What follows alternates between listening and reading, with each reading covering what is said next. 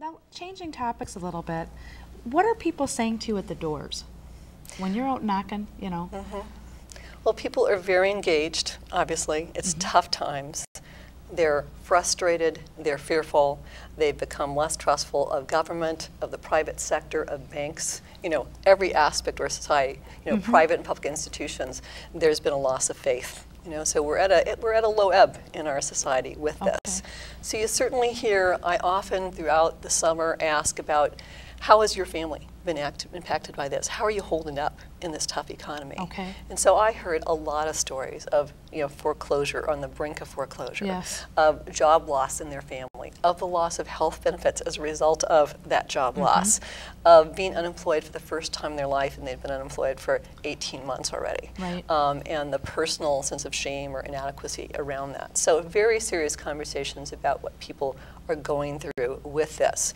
What I also heard was so obviously jobs in the economy, you know, was the #1 issue area that one heard about at the door.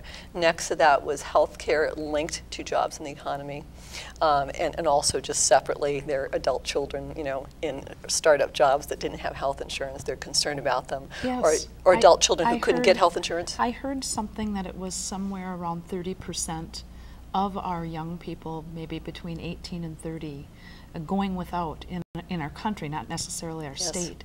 You have the inside perspective. Is that near where? That's exactly the number it is, actually, in our state of Minnesota. That's a third. 30% of 20-year-olds in Minnesota, 2 years ago at least, were uninsured in this state. Yes, and it's worse now. Prior to the federal reform discussion, Minnesota passed that a law so that the non-self-insured market could allow adult children up to 26 to go on your insurance policy. Now, some constituents have commented, like, aren't we coddling, you know, young people? We need to get them out on their own faster, and this is going the wrong direction. Well, first of all, that was voluntary. You know, parents don't have to put their young adults on their insurance policy. But secondly, the reason we did it is we looked at all kinds of ways to try to get more 20-somethings covered with insurance.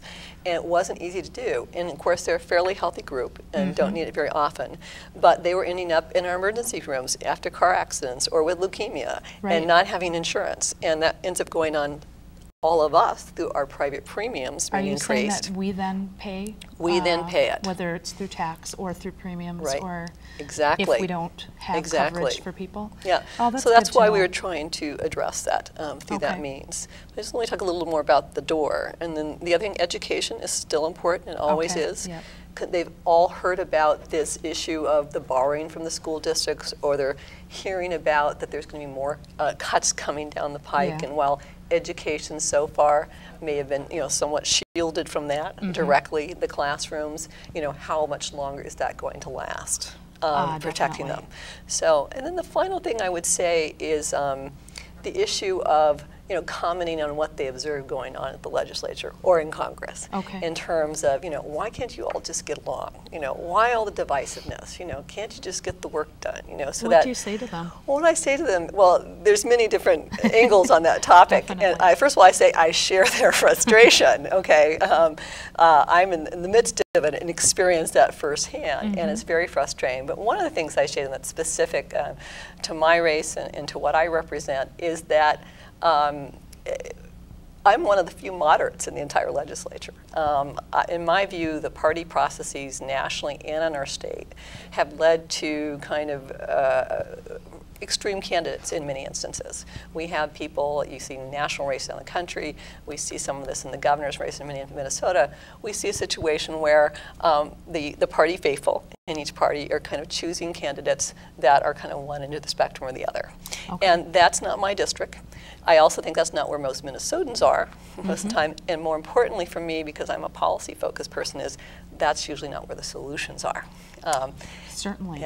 And then once we elect people by that means and have quite a few people kind of on the two ends and not so much in the middle, once we all get to the legislature together, obviously then there's quite a bit of conflict, a lot of differences. That makes sense.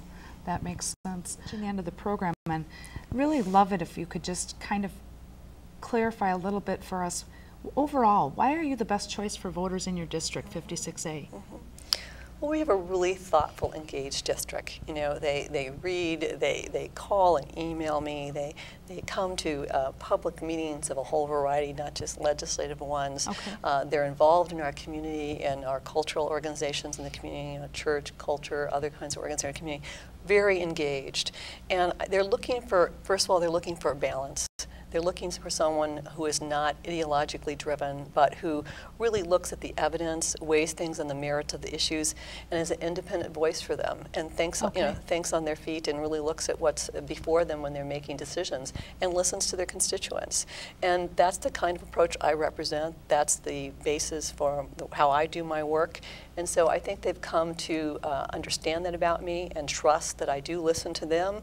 I also look at, you know, really reflect on the issues and listen to the evidence and the issues and weigh each one on its merits going forward to do the best for our community and for our state. Oh, that's great to hear, and good to have for your viewing